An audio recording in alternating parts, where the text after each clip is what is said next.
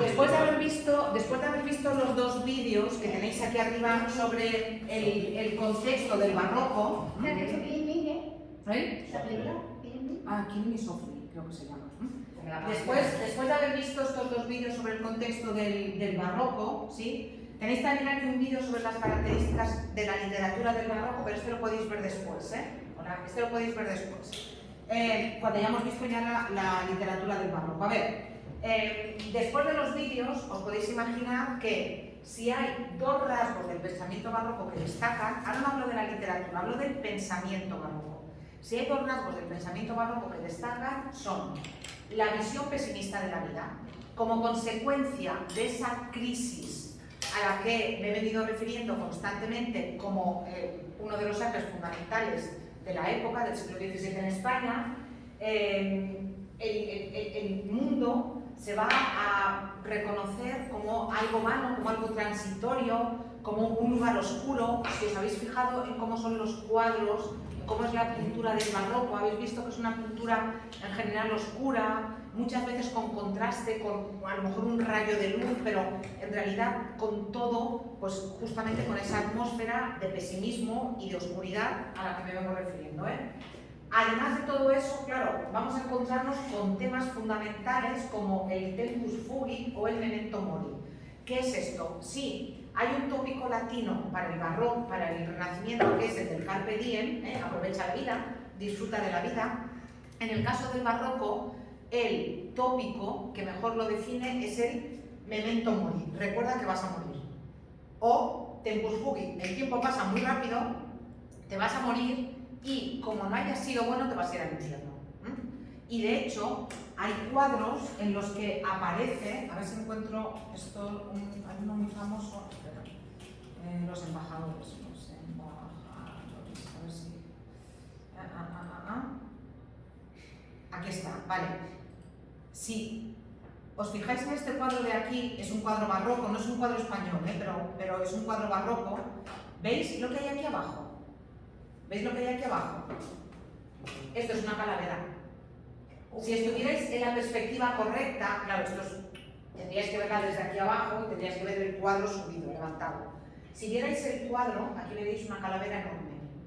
Esto es un cuadro típico del barroco. Fijaos, son dos embajadores, el cuadro se llama Los Embajadores, son dos embajadores, son dos hombres ricos, que van bien vestidos, además son amantes de las artes. Veis que aquí hay una especie de guitarra, han viajado, es gente que tiene mucho dinero, es gente que está muy bien en la vida, pero el pintor les recuerda que van a morir. Y el pintor les recuerda que al final ese va a ser su destino y que por tanto más les vale ganarse bien la vida eterna, porque al final el tiempo pasa y vas abocado, pues eso, al infierno si no te has portado bien. Pero yo digo, este tipo de pintura, estos recordatorios de que de que vamos a morir, de que somos mortales, son típicos en el barroco. Este cuadro, visto en directo, impresiona un montón, porque cuando tú lo ves, ves como una especie de alfombra o algo, pero luego cuando ves el cuadro arriba y te colocas en la posición correcta, se ve clarísimamente la calavera abajo, en el suelo. ¿Sí? Venga, pues esto sería un ejemplo de memento mori, ¿vale? ¿Cuáles son las características generales de la literatura barroca?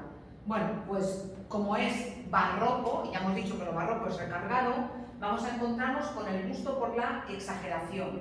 Y el estilo en general de la literatura barroca va a ser complicado y difícil de entender.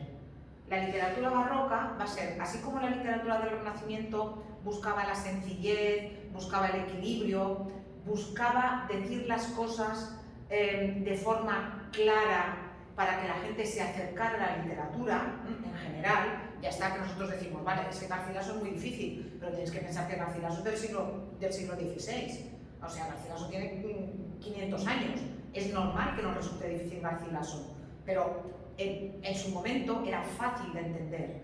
En el caso del barroco parece que cuanto más difícil sea de entender, mejor es el escritor. Y luego veremos de qué dos maneras se manifiesta esa dificultad. Aparte de todo eso, vamos a encontrarnos con la aparición de nuevos temas, porque la originalidad va a ser un valor. Y nos vamos a encontrar con que muchas veces en el mismo autor nos vamos a encontrar con lo más alto y con lo más bajo, con lo más sofisticado y con lo más vulgar. En el caso de Shakespeare se ve clarísimamente, o sea, uno ve Romeo y Julieta y piensa, oh, ese amor idealizado entre dos jóvenes que acaban mal por las familias, pero cuando uno lee Romeo y Julieta hay un montón de alusiones sexuales, de chistes, pues eso, con escatológicos, con excrementos y cosas de esas que a nosotros nos sorprenden mucho. Y por ejemplo, en el caso de Quevedo, del que yo os hablaré, Quevedo, por ejemplo, tiene poemas dedicados, 2 en concreto, dedicados al ojo del culo. Literalmente, 2 poemas dedicados al ojo del culo. Esto dices que a mi hijo. Claro, sí. Tú dices, pero ¿cómo puede ser que un autor que es capaz de escribir poemas de amor maravillosos, de polvo serán más polvo enamorado, sea, en fin, ¿cómo es posible que luego Quevedo sea capaz de dedicarle poemas al ojo del culo? Pues era capaz de hacerlo. Lo más bajo y lo más alto conviven, muchas veces en el mismo autor.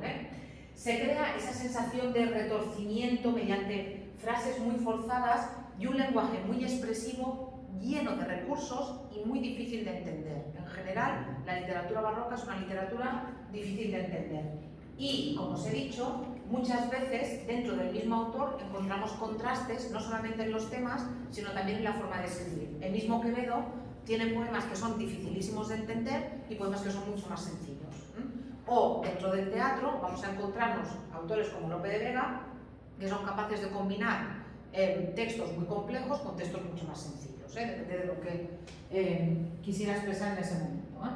Venga, dentro de los géneros os voy a hablar, no os voy a hablar de la narrativa, siguen escribiéndose novelas picarescas, siguen cultivándose novelas bizantinas, es decir, los géneros que habíamos visto en el siglo XVI siguen cultivándose. El género que ha muerto es la novela de caballerías, porque Cervantes le ha dado el golpe definitivo después del Quijote, que es una parodia de las novelas de caballerías, las deja tan ridículas que nadie se atreve a escribir novelas de caballerías después del Quijote. Entonces la novela de caballerías muere, pero se siguen cultivando, por ejemplo, novelas picarescas. Pero yo os voy a hablar de 2 géneros en el caso del barroco. Os voy a hablar de la lírica, es decir, de la poesía, y os voy a hablar también del teatro.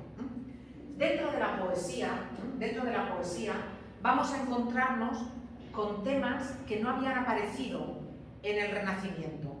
Vamos a encontrarnos con temas que sí habían aparecido en el Renacimiento. Evidentemente, el amor, la mitología, son temas del Renacimiento que siguen cultivándose durante el barroco. Pero junto con eso nos vamos a encontrar con poemas, por ejemplo, que tratan de reflexiones filosófico-morales sobre la vida y la muerte. Esta idea del tempus fugit, del memento mori, esto de que vamos a morir, de que el tiempo pasa rápido, etc. Y también, atención, con crítica social. Había aparecido en el caso del siglo XVI, por ejemplo, en El Lazarillo, en la novela picaresca, ¿os acordáis?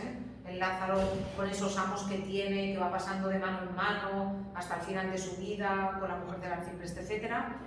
Había aparecido, pero en la poesía no había aparecido tan claramente como aparecerá durante el barroco.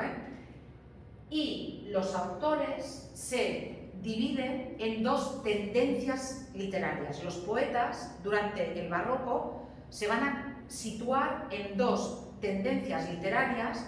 Los críticos las llaman escuelas, pero son escuelas como tendencias, no es un sitio donde se va a estudiar, son tendencias poéticas que además eran completamente contrapuestas entre sí. Eran enemigos y se odiaban a muerte. Tenemos por una parte los culteranos y tenemos por otra parte los conceptistas. A ver, aunque sean 2 tendencias poéticas contrapuestas, las 2 son igualmente difíciles. ¿Por qué? Porque los culteranos escriben añadiendo, haciendo las cosas retorcidas, haciendo las cosas dificilísimas, y los conceptistas lo que hacen es que recortan, dejan solamente el concepto y al final terminan siendo igualmente difíciles. O sea, no os penséis que porque estos expresen sus ideas con el menor número posible de palabras, son más fáciles que estos, que lo que hacen es expresar sus ideas con el mayor número de palabras. Luego veremos ejemplos. Sí. Mirad, el lema del conceptismo es un lema de un autor que se llamaba Baltasar de Gracián y resumió el conceptismo diciendo: lo bueno, si breve, dos veces bueno. Seguro que os suena esta frase. Fijaos, es un ejemplo perfecto de conceptismo, le falta hasta el verbo. Lo bueno, si breve, dos veces bueno. Lo bueno, si es breve, es dos veces bueno. O sea, es una frase en la que está recortando tanto que está recortando hasta el verbo. Aquí, si me lo escribierais vosotros, os pondría falta el verbo, falta el verbo, falta el verbo. ¿Sí? Y ya os digo, los culteranos operan de la forma contraria, añadiendo. Ahora veremos ejemplos. Como representantes de las dos tendencias poéticas, tenemos a dos autores que se odiaban a muerte, que son Luis de Góngora y Francisco de Quevedo. Góngora sería el máximo representante del culteranismo y Quevedo sería el máximo representante del conceptismo. Mirad si se odiaban, sobre todo Quevedo a Góngora, mirad si le odiaba, que Quevedo compró el edificio donde vivía Góngora solamente por el gusto de desahuciarlo. Góngora era un hombre, en fin, era capellán real, es decir, pertenecía a la iglesia, pero le gustaba mucho el juego, le gustaban las cartas y le gustaban los dados. Y toda su vida tuvo muchos problemas económicos porque el dinero que ganaba no le bastaba para eso.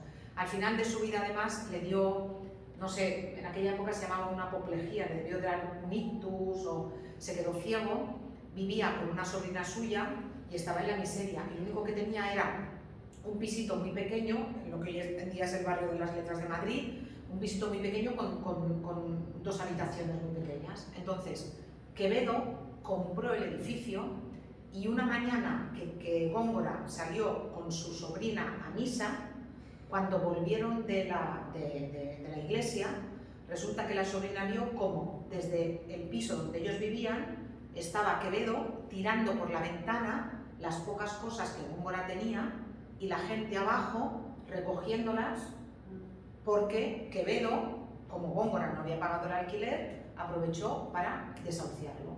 Y entonces Quevedo estaba tirando un poco que tenía Góngora y al final, bueno, Góngora tuvo que irse a la casa en Andaluz, una casa en un pueblo que se llama Cabra, un pueblo de Sevilla. Pero ya os digo, Cabra, sí, pero ya os digo, o sea, mirad el nivel de miseria moral de Quevedo, porque además Quevedo era un hombre que económicamente estaba muy bien, Quevedo tenía muchísimo dinero y Quevedo no necesitaba hacer eso, pero era una forma de humillar a Góngora y era una forma de marcar su territorio, de yo soy el mejor poeta, yo soy el mejor y si tengo que hacer cosas para llamar la atención, si tengo que hacer cosas para dejar en ridículo a este pobre hombre, que ya os digo que el pobre Góngora, ciego, enfermo, arruinado, no necesitaba que Quevedo hiciera eso. Ese es el nivel de miseria moral al que llegó sobre todo Quevedo.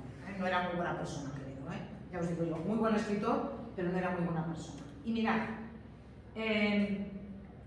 para que tengáis, pensaba que había puesto aquí los textos, no, para que tengáis ejemplos de los textos, de un texto del conceptismo y otro del culteranismo. Voy a tener que ir a las actividades, pensaba que los había puesto aquí. ¿Dónde estaba esto?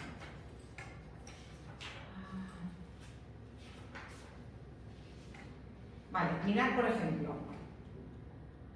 por ejemplo, aquí os pondré textos, aquí, si vais luego a los apuntes, porque no los tenéis, no os he puesto, pensaba que os había puesto, era su nombre a una entregado, no lo tenéis, os lo he quitado. Sí, las actividades sí salen, os los pondré aquí. Fijaos, por ejemplo, en este texto, que es un ejemplo de culteranismo. Esto es una estrofa de un poema más largo de Góngora. Ejemplo de culteranismo, mirad lo que dice. Ninfa, de Doris hija, la más bella, adora que vio el reino de la espuma. Galatea es su nombre, y dulce en ella el terno Venus de sus gracias suma. Son una y otra luminosa estrella, lucientes ojos de su blanca pluma. Si roca de cristal no es de Neptuno, pavón de Venus es, cisne de Juno. Clarísimo, ¿verdad? Sí. ¿A que sí? ¿Vale? ¿Por qué esto está tan claro? Pues por lo que os he dicho, porque esto sería un ejemplo de literatura conceptista, perdonad, de literatura culterana. ¿Y cuáles son las características de la literatura culterana? Las que tenéis aquí. El culteranismo, como os he dicho, encabezado por Luis de Góngora, embellece el lenguaje mediante un léxico culto. Utiliza metáforas, utiliza perífrasis e hipérboles. Por ejemplo, ¿qué es una perífrasis? Una perífrasis es un recurso literario que consiste en decir algo en lugar de directamente dando un rodeo.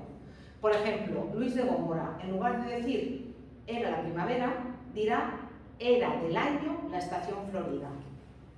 Era del año la estación florida. ¿Sí? En lugar de decir perífrasis. Eso es una perífrasis. Y además es una perífrasis en la que utiliza un recurso estilístico que es muy típico también del culteranismo, que es el hiperbatón. Un hiperbatón consiste en desordenar la frase. No dice era la estación florida del año, sino dice era del año la estación florida. Por tanto, en el culteranismo nos vamos a encontrar con metáforas, con perífrasis, con hipérboles, con exageraciones. Nos vamos a encontrar con referencias mitológicas. En el fragmento se aludía a Venus, a Juno, se aludía a Doris, Galatea. Son todos personajes, había ninfas, son todos personajes mitológicos. ¿Por qué? Porque en el caso del culteranismo lo importante no es lo que se dice, sino cómo se dice. Lo importante es la forma. Y lo importante es la belleza de la forma. Y lo importante es obnubilar. Lo importante es que el lector se quede boquiabierto y que el lector tenga que hacer un esfuerzo por entender qué es lo que le están diciendo. Ese esfuerzo también habrá que hacerlo en el conceptismo, pero en el caso del culteranismo es más obvio el esfuerzo que hay que hacer. ¿Sí? Nos vamos a encontrar con ese mundo de belleza que sirve de evasión frente a esa realidad miserable, frente a la que estaba cayendo en España y frente a, por ejemplo, lo que estaba viendo Góngora. Pues él se dedica, pues eso, a hablar de ninfas y a hablar de Venus y a hablar de la mitología, con recursos que potencian la musicalidad, el léxico muy culto, metáforas, los hipérbatos, es decir, el descolocamiento de la frase. ¿Para qué? Para provocar ese goce intelectual en el lector.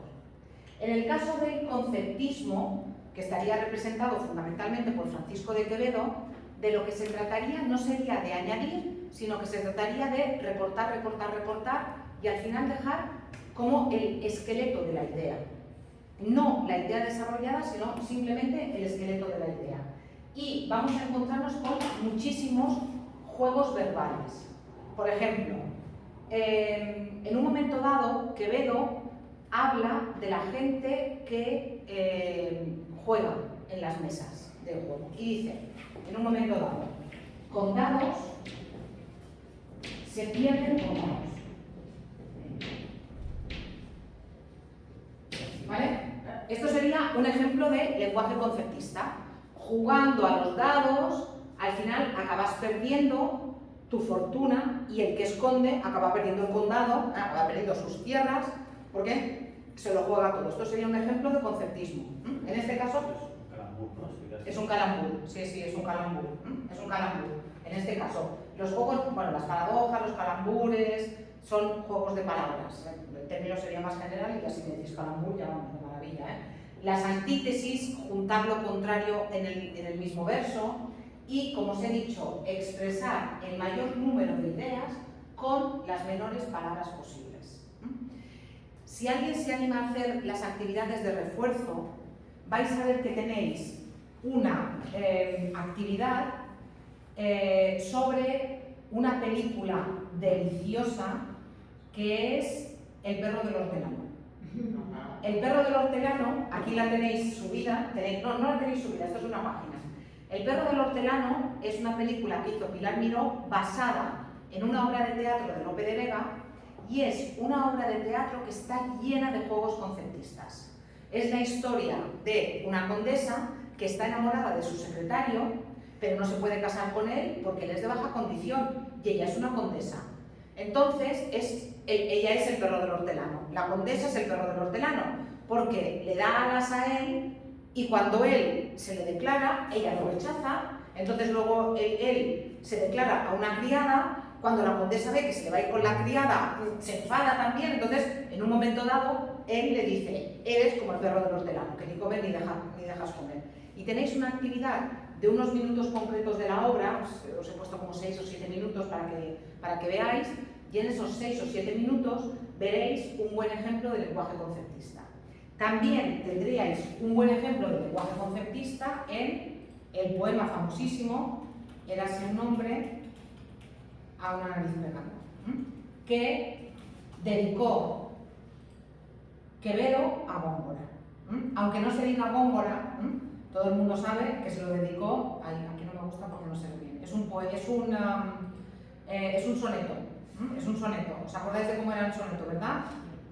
4, 4, 3, 3 versos, sí. Pues mirad, érase un hombre a una nariz pegado. Tenía la nariz tan grande que no es que la nariz esté pegada al hombre, sino el hombre pegado a la nariz. Érase una nariz superlativa, érase una alquitara medio viva. Pero fijaos, por ejemplo, en un momento dado dice, érase una nariz sayón y escriba. Érase una nariz sayón y escriba. Claro, tú lees esto y dices, ¿qué me está diciendo aquí sayón y escriba? Una saya era esa especie de guardapolvo que se ponían, una vestidura que llevaban normalmente los hombres, así ancha, y claro, la nariz es tan grande que es como si fuera una saya, como si cubriera todo el cuerpo. Pero es más, ¿por qué dice sayón y escriba? Porque está llamando judío a Góngora. Porque normalmente los que hacían de escribanos, los que hacían de secretarios, los que daban fe de las cosas, muchas veces eran judíos. Y esos judíos iban vestidos con esas sayas. Entonces, no solamente es que la nariz sea como una saya que esté cubriendo, pero una saya más grande, como una saya que esté cubriendo a todo el personaje, sino que además lo está llamando directamente judío. Igual que lo está llamando judío aquí. Las 12 tribus de narices son las 12 tribus que salieron del desierto, guiadas por Moisés, en la época del faraón, cuando se abrió el Mar Rojo. Esto suena, vale, pues eran las 12 tribus de judíos. Claro, aquí están diciendo que la nariz de Góngora es tan grande, que él mismo son todos los judíos del mundo. Claro, parece una tontería, dice, las 12 tribus de narices eran. No, pero aquí detrás hay un pensamiento conceptista, está elaborado de esta manera como os he dicho, con muchísima concisión.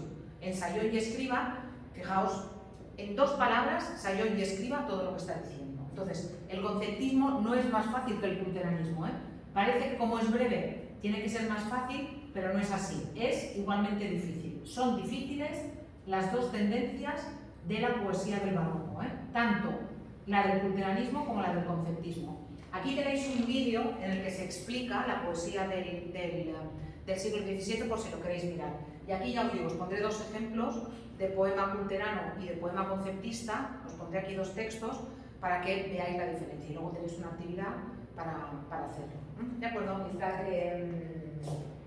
Sí, estos son de estas al azar, de estas aleatorias. Pero aquí os pondré 2 textos para que tengáis 2 ejemplos. No sé por qué lo quité el año pasado, lo debí de quitar y después no lo puse. Vale. El otro género del que yo os quería hablar es el teatro. Porque si hay un género literario que triunfa en el siglo XVII es el género dramático, el teatro.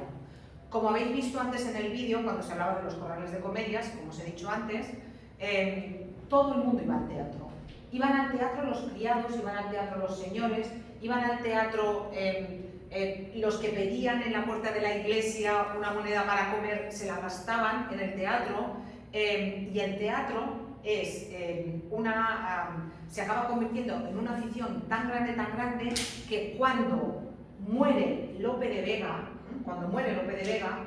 Madrid tiene como 1 millón de habitantes en aquella época, menos de 1 millón de habitantes, van 150.000 personas a su funeral. Siguen el cortejo fúnebre de Lope de Vega 150.000 personas. Si vais al barrio de las Letras de Madrid, se visita la casa de Lope de Vega. Se ha reconstruido, se ha hecho una casa museo y es una casa preciosa. Y se visita todavía con muebles de la época, tiene un patio muy bonito, es muy pequeñita, un poco como eran las casas en aquella época, pero también se visita. Como os he dicho, a lo largo del siglo XVII el teatro se va a convertir en el gran género dominante del momento, fundamentalmente por el éxito que tiene Lope de Vega. Lope de Vega se inventa una fórmula teatral que va a tener el nombre de comedia nacional. Tenéis que tener cuidado con la palabra comedia. La palabra comedia se aplica a las obras de teatro. Y de hecho, si escucháis a la gente mayor dice he anat a veure la comedia, he anat a veure la comedia. Y a lo mejor es una obra que es dramática, pero la gente sigue diciendo la comedia, porque comediantes eran los actores. Y comedia se aplicaba a cualquier obra de teatro. Entonces, cuando hablamos de comedia nacional, nos referimos al modelo de teatro que Lope de Vega se inventa para darle a la gente lo que la gente quiere. En la época de Lope de Vega, cuando Lope de Vega se incorpora al teatro, el teatro seguía unas reglas y el teatro era un teatro casi para las élites. Y Lope de Vega se va a convertir en el Telecinco del siglo XVII. Lope de Vega ve lo que le gusta a la gente. Y si a la gente le gusta Sálvame, Lope de Vega les va a dar Sálvame. Y además, Lope de Vega va a ser un hombre que va a tener muchísima facilidad para escribir. Se calcula que escribió unas 1500 obras de teatro. Además, escribió poesía y escribió también novela. Además, se casó no sé cuántas veces, tuvo hijos, se metió en la iglesia, salió de la iglesia, fue soldado, le dio tiempo de hacer un montón de cosas. Hay una película que se llama Lope, que habla de la vida de Lope de Vega también. En fin, pero ya os digo, era un hombre que era muy prolífico, porque claro, tú vendías la obra de teatro y no tenías después derechos de autor, si la obra se representaba más o menos. Entonces se trataba de ir haciendo muchas obras, para que te las compraran. Cuidado, 1500 obras y muchas veces el propio Lope de Vega se autocopia, se autoplagia. Muchas veces es la misma obra, a lo mejor con un final un poco diferente o a lo mejor simplemente cambiándole los nombres a los personajes. De las 1500 obras que se supone que escribió, en fin, muchas son autocopias, no son completamente originales. ¿Qué hace Lope de Vega? Las obras, hasta Lope de Vega, tenían 5 actos. Y Lope de Vega dice, bueno, ¿y si en lugar de 5 actos hago 3 actos? Que se corresponden mejor con la lógica de planteamiento, nudo y desenlace. Pensad que en aquella época, entre cada acto, se representaban obritas más cortas en el teatro.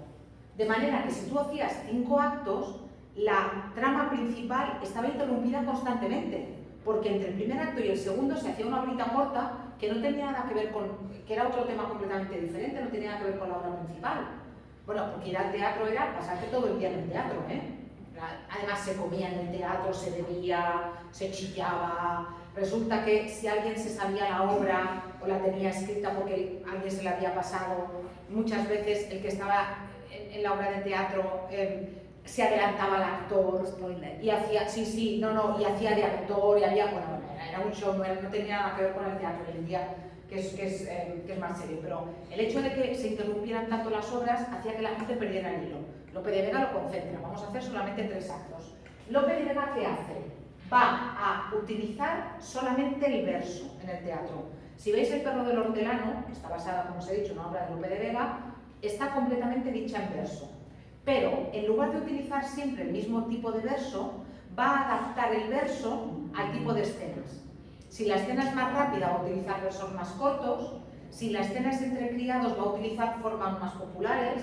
Si la escena es de amor entre personajes elevados, va a utilizar sonetos, por ejemplo, va a utilizar versos en decasílabos. Va a hacer que la métrica se adecue a aquello que está contando en escena y al tipo de personaje que lo está diciendo. Pero va a ser completamente en verso, no va a ser en prosa, sino que va a ser tipo poesía, para entendernos. Además de todo eso, va a rechazar la llamada regla de las 3 unidades. En el siglo XVI, una obra de teatro tenía que suceder en un solo lugar, no podía haber cambios de escenarios. Entre el principio de la obra y el final de la obra tenía que transcurrir como máximo un día, lo que se contaba en el escenario tenía que poder pasar en el mismo día y además tenía que haber una sola acción. Esto Lope de Vega se lo salta. Lope de Vega dice, ¿Qué es lo que quiere la gente? Que pasen muchas cosas en el escenario. Por tanto, voy a dar acciones simultáneas. Voy a dar, por ejemplo, una acción entre los señores y una acción entre los criados. De manera que todo el mundo que vaya al teatro se va a poder sentir identificado con un personaje de los que están encima de la escena. Entre el principio y el final de la obra, a lo mejor pasan 20 años. Y va a cambiar continuamente de lugar. No va a cambiar de decorado, porque entonces no funcionaba el decorado como ahora, sino que funcionaba el decorado verbal. Aquí estamos en este palacio en Polonia. Aquí estamos en este desierto de Arabia. Estaban en Arabia. Que también lo hacía el teatro de Shakespeare. El teatro de Shakespeare, si veis Shakespeare in Love, vais a ver que no tenía decorado. Solamente utilizaba un balcón, el célebre de Romeo y Julieta, y una puerta para que los actores entraran y salieran, igual que los corrales de comedias en España. Rechaza, por tanto, la regla de las 3 unidades. Mezcla lo trágico con lo cómico y personajes nobles con plebeyos, para que todo el mundo se sienta identificado. Y esto de mezclar lo trágico con lo cómico consigue algo que le va a copiar Shakespeare, que se llama el alivio cómico. Mirad, si vosotros veis una obra de teatro o una película y son 2 horas de sufrimiento, llega un momento que desconectas. Pero si en algún momento tienes un alivio, te ríes un momento, luego como que retomas mejor el drama. Y eso lo descubre Lope de Vega. Y por ejemplo, hay una obra de teatro muy famosa de Lope de Vega que se llama Fuenteovejuna, y en un momento, es una obra muy dramática, en un momento están torturando a uno de los personajes con la rueda, esa rueda que estiraba y que te descoyuntaba, y al que le están allí estirando, que es la figura del donaire, el gracioso de la obra. ¡Ay, qué gustito! Un poco más, que así me estoy estirando. ¡Ay, qué bien, que se me quita el dolor de espalda! Claro, esa escena que es absolutamente dramática, que están torturando allí a una persona que además te cae muy bien en la obra porque en todo momento hace reír, claro, te hace, pues eso, que te baje como la tensión, te ríes, te preguntas también de que me estoy riendo, ¿vale? Pero luego como que reenganchas mejor con el drama que viene. Además, Fuenteovejuna es una obra muy dramática porque trata de una chica y el alcaide del pueblo, el comendador, le va detrás a la chica, pero la chica no le hace caso, y entonces, mientras está ella el día de su boda en el convite, se la lleva el comendador y la viola. Y no solamente la viola él, sino que la violan otros 2 amigos que van con él. Entonces, ¿qué hace el pueblo? El pueblo se toma la justicia por su mano y matan al comendador. Entonces, el rey manda a los alguaciles, a la policía de la época, para que cojan al culpable. Pero ¿qué pasa? Que cuando van allí y le preguntan al pueblo quién ha matado al comendador, ¿qué dice el pueblo? Fuenteovejuna, señor. O sea, hemos sido todos, no ha sido solamente uno, hemos sido todos. Y por eso los torturan, pero al final no consiguen que hable nadie, y al final los reyes se dan cuenta de que el que lo ha hecho mal ha sido el comendador y los perdonan. ¿Sí? Pero ya os digo, es una obra muy dramática, pero se mezcla también lo cómico. Los personajes son personajes tipo el galán, que busca el amor de la dama, el hermano, el marido, el criado, la criada, que viven un amor paralelo al de los señores, y la figura siempre del gracioso o del donante que la copia Shakespeare. Si por ejemplo leéis Romeo y Julieta, Julieta tiene un ama, la mujer que la cuida, la que se supone que la amamantó cuando nació, y esta dama es la figura graciosa en Romeo y Julieta. Shakespeare copia del teatro español de la época la figura esa, y en la mayoría de las obras de Shakespeare, incluso en las más dramáticas, hay un personaje que hace reír, o momentos en los que un personaje hace reír. Los temas principales: el amor, el honor, muchas veces relacionado este último con los celos, la venganza y la muerte. Y como os he dicho, las obras se representaban en corrales de comedias, que las habéis visto, y aquí tenéis también un vídeo de estos de arte historia, donde veréis mejor cómo eran los corrales de comedias. Autores del teatro del siglo XVII, fundamentalmente Lope de Vega, como os he dicho, se llamaba Félix de Vega y Carpio, Félix Lope de Vega y Carpio, y aquí tenéis cuál es el resumen de Fuenteovejuna, que por cierto, Fuenteovejuna es un pueblo que existe en Andalucía, y cada año todo el pueblo representa la obra de Fuenteovejuna. Todo el pueblo además se convierte en el escenario y todo el pueblo representa la obra de Fuenteovejuna. Hay gente que dice Fuenteovejuna todos a una, ¿os suena esto? En la obra de teatro no se dice en ningún momento se dice Fuenteovejuna todos a una, ¿eh? Y además de obras serias como Fuenteovejuna, también cultivó comedias como El perro del hortelano. Aquí tenéis el resumen del perro del hortelano y ya os digo, a mí me gustaría que vierais la película, como mínimo que vierais algún fragmento de la película para que os hicierais una idea de cómo se recitaba el verso. Son Emma Suárez, ella es la protagonista, la condesa de Blancaflor, y el que hace de secretario es Carmelo Gómez. La película es deliciosa. Cuando una vez habéis acostumbrado el oído, la película es deliciosa, deliciosa. Sí, sí. Esta de la mujer, ¿cómo se llama? Ella es viuda y es muy mala, tiene 4 hijas. Ah, La casa de Bernardo Alba. Sí, lo que pasa es que La casa de Bernardo Alba no está escrita en verso. No. La dificultad de esta es que está escrita en verso. Entonces, claro, es el teatro español de la época. Pero fijaos, en Inglaterra se hacen cantidad de adaptaciones de las obras de Shakespeare que también están escritas en verso, y en Inglaterra a nadie le extraña que se hagan adaptaciones cinematográficas de las obras de Shakespeare. Pero en España, excepto Pilar Miró, nadie se ha atrevido a llevar en forma de película una obra de teatro del siglo XVII. No hay una buena versión de Fuenteovejuna, no hay una buena versión, por ejemplo, cinematográfica, me refiero, de La vida es sueño, que es la gran obra del otro autor de la época, que es Pedro Calderón de la Barca. Calderón de la Barca, que también tuvo una vida absolutamente azarosa. Bueno, sus hermanos eran la mafia de Madrid de la época, eran el crimen organizado, y a él lo salvó el teatro. Además, tuvo muy mala suerte porque, en fin, tenía un padre, su madre murió, su padre se casó con una mujer, y cuando el padre de Calderón murió, la mujer les dio una patada a Calderón y a sus 3 hermanos, y Pedro Calderón desde los 8 años vivía en la calle con sus hermanos. Y ya os digo, y se hicieron luego el crimen organizado, o sea, en esa época, mitad del siglo XVII, los que mataban, robaban, extorsionaban, eran los Calderón de la Barca, eran terribles, y ahí lo salvó el teatro. Luego entró en la iglesia, se hizo capellán real, y en fin, pues eso, al final la literatura lo salvó, pero sus hermanos, madre mía, vaya gente, vaya gente. Obra principal de Calderón de la Barca que os tendría que sonar, La vida es sueño. Probablemente os suenen algunos versos de La vida es sueño. ¿Os suena qué es la vida? Un frenesí, qué es la vida, una ilusión, una sombra, una ficción, y el mayor bien es pequeño, que toda la vida es sueño, los sueños son. ¿No suena? Sí, porque, sí, hombre, por ejemplo, La oreja de Van Gogh. La oreja de Van Gogh, que esta vida es un sueño y soñaré. Era cuando La oreja de Van Gogh todavía tenía la malla.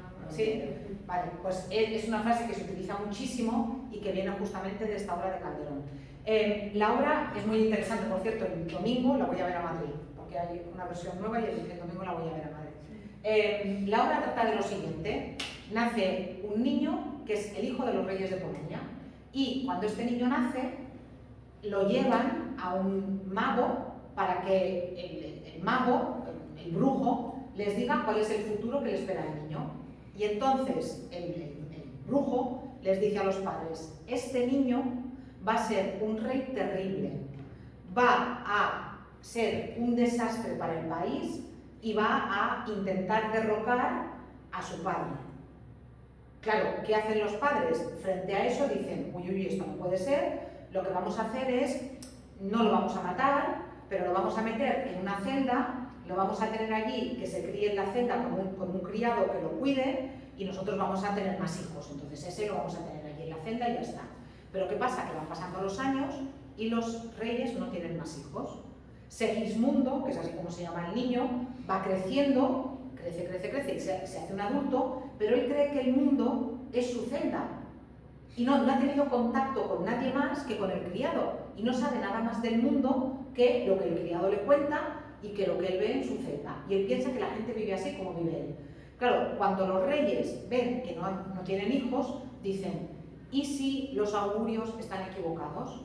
¿No nos convendría sacar a nuestro hijo, que ya es un adulto, de la celda y ver cómo gobierna? Entonces hacen eso. Una noche, mientras está durmiendo, lo sacan de la celda, lo visten con las ropas más lujosas y cuando se despierta le dicen, eres rey.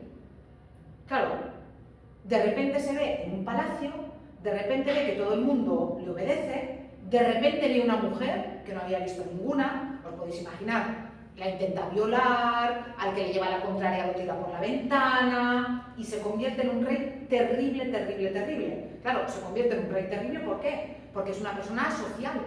Él no se ha criado con otras personas, entonces no sabe cuáles son las convenciones, no sabe cómo se mueve la gente en sociedad.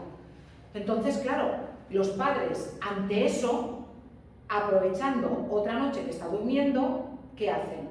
Lo cogen y lo vuelven a meter en la celda. Y cuando se despierta en la celda y vuelve a estar vestido otra vez con los harapos y vuelve a llevar otra vez cadenas, porque la celda estaba encadenado, y cuando vuelve a verse con el criado, le dice al criado, ¿pero cómo? No soy rey. Y el criado le dice, no, no, lo habrás soñado. Y entonces es cuando él pronuncia este monólogo famosísimo. Sueña el rey que es rey y vive en este engaño mandando, disponiendo y gobernando. Y por eso dice, sueña el rico en su riqueza. Y más adelante dice, fijaos, yo sueño que estoy aquí, de estas prisiones cargado, y soñé que en otro estado más lisonjero me vi. Es decir, antes estaba mejor y ahora vuelvo a estar aquí. ¿Vale? Este es el momento famosísimo que pronuncia este monólogo. Pero la obra no termina aquí. Claro, el pueblo ha visto que los reyes tienen un heredero. Y entonces, aunque no les gusta y aunque haya sido un rey terrible, no se van a dejar engañar por los reyes que quieren imponer a un sobrino suyo como rey. Y entonces el pueblo se reúne, van a la cárcel, sacan a Segismundo de la prisión, le explican toda la historia. Segismundo acaba derrocando a sus padres, apoyado por el pueblo, y se acaba convirtiendo en un buen rey.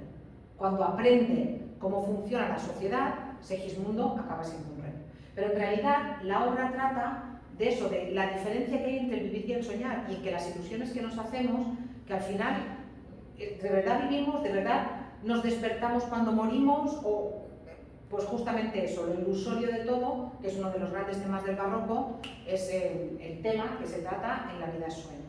Y ya os digo, es una obra muy interesante, que trata, evidentemente, si a Segismundo no lo hubieran dejado en la cárcel y Segismundo se hubiera criado con sus padres como rey, no habría hecho las burradas que hizo. Pero claro, si te han criado ahí en una celda como si fueras un animal y tú no sabes nada del mundo, cuando encima te dicen, bueno, ahora tienes poder absoluto, puedes hacer lo que te dé la gana, pues imaginaos lo que hace un Segismundo. ¿De acuerdo? Bueno, ahora ya sí que hemos terminado la literatura del barroco y por tanto podéis hacer también todas las actividades de la literatura del barroco. Venga, la literatura del neoclasicismo. No me voy a grabar porque esto ya tengo vídeo, así no será tan largo.